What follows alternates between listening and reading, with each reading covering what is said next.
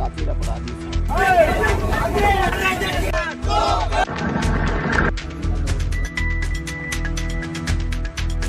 Welcome दोस्तों, रोज की तरह आज फिर हम बात करने आ गए हैं इस वक्त देश में क्या खबरें चल रही है, क्या वायरल चल रहा है।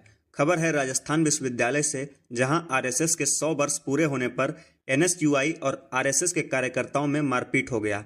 इसी के साथ साथ हम बात करेंगे तमिलनाडु भगदड़ पर एक्टर विजय ने क्या सफाई दी और कैसे यूपी में मंत्री जी को जेल में जान से मारने की कोशिश की गई। इसी के साथ साथ और भी बहुत सारी खबरें, इसलिए वीडियो में लास्ट तक बने रहें। चलिए देखते हैं राजस्थान विश्वविद्यालय का मामला, जहां आरएसएस के 100 वर्ष पूरे होने पर आरएसएस के कार्यकर्ताओं के द्वारा शस्त्र पूजन रखा गया था।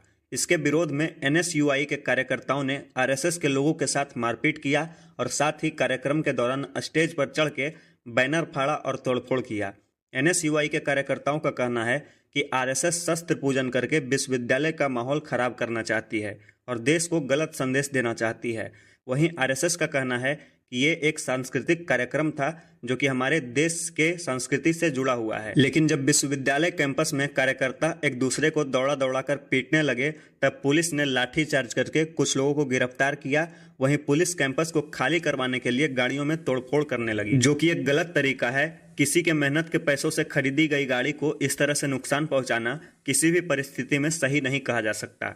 वहीं एक और वीडियो वायरल हो रहा है, जहां आरएसएस के 100 वर्ष पूरे होने पर आम आदमी पार्टी के सांसद संजय सिंह ये कह रहे हैं कि आरएसएस के नाम में राष्ट्रीय शब्द का उपयोग किया गया है, तो इस संगठन में दलित और पिछड़ों का रिप्रेजेंटेशन क्यों नहीं है?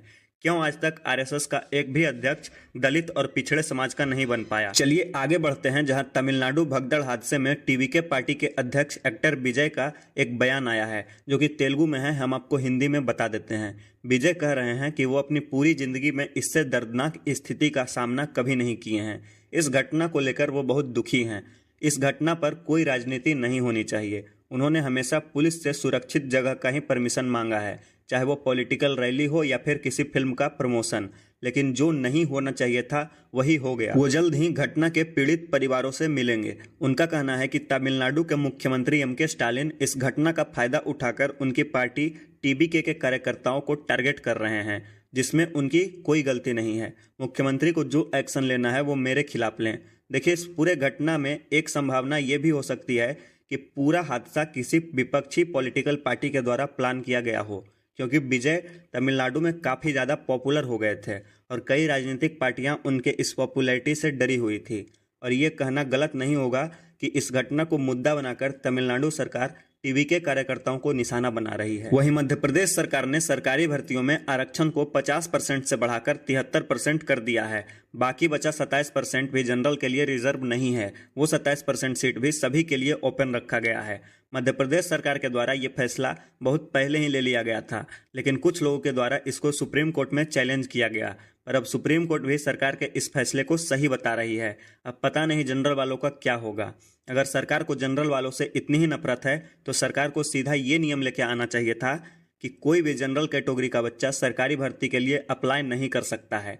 अभी कुछ महीना पहले ही यही बीजेपी सरकार बिहार में आरक्षण की सीमा 75% करने का विरोध कर रही थी, और वही भाजपा सरकार आज मध्य प्रदेश में इसी 75% आरक्षण को देश हित में बताकर इसके फायदे गिनवा रही है। चलिए आगे देखिए, जहां उत्तर प्रदेश से खबर आ रही है कि समाजवादी पार्टी के सरकार में मंत्री रहे गायत्री प्रजापति, जो लखनऊ जेल में सजा काट रहे थे, उन पर जेल में ही जानलेवा हमला हो जाता है।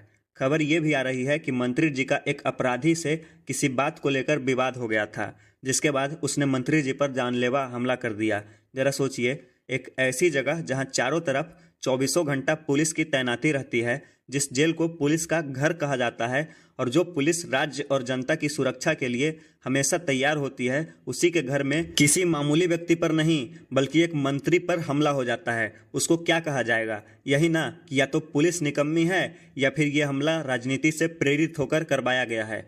वहीं दिल्ली से लखनऊ आ रही फ्लाइट में गौरीगंज के बीजेपी विधायक का एक युवक सद्दाम अली के साथ गाली गलौज और हाथापाई हो जाता है, जिसके बाद विधायक जी लखनऊ के सरोजनी नगर थाने में एफआईआर दर्ज करवाते हैं। चलिए आगे देखिए, जहां एक यूको बैंक के कर्मचारी ने बैंक मैनेजर से छुट्टी मांगा क्योंकि कर्मचारी के मां की तबीयत खराब थी, जिस पर यूको बैंक के मैनेजर ने कर्मचारी को एक मेल भेजा जो वायरल हो रहा है। उस मेल में ये लिखा था कि सबकी मां मरती है, नाटक मत करो, प्रैक्टिकल बनो, और स्टाफ को छुट्टी देने से मना कर दिया। अगली खबर उत्तर प्रदेश के हापुड़ से है, जहां 2 बेटों ने इंश्योरेंस के पैसों के लिए अपनी मां, पत्नी और पिता की हत्या करवा दी।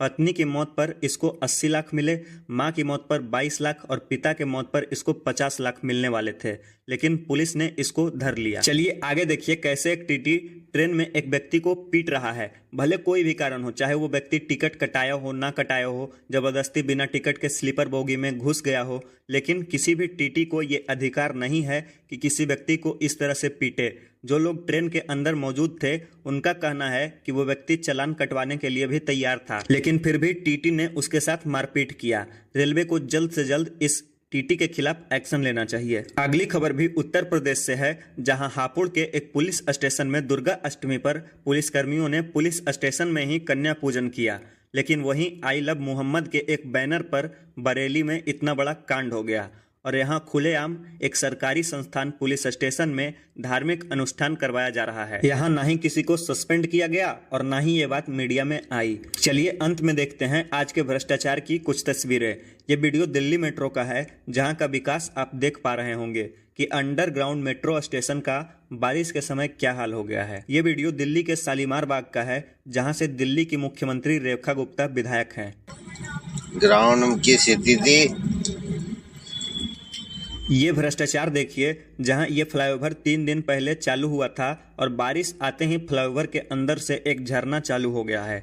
ये वीडियो मथुरा स्मार्ट सिटी का है, जहां एक ड्राइवर सरकार के विकास के कारण मरते मरते बचा। इस तरह की खबरें मीडिया आपको कभी नहीं दिखाएगी, इसलिए चैनल को सब्सक्राइब कर लीजिए, क्योंकि हम हर रोज ऐसे ही खबरें आपके लिए लाते रहते हैं।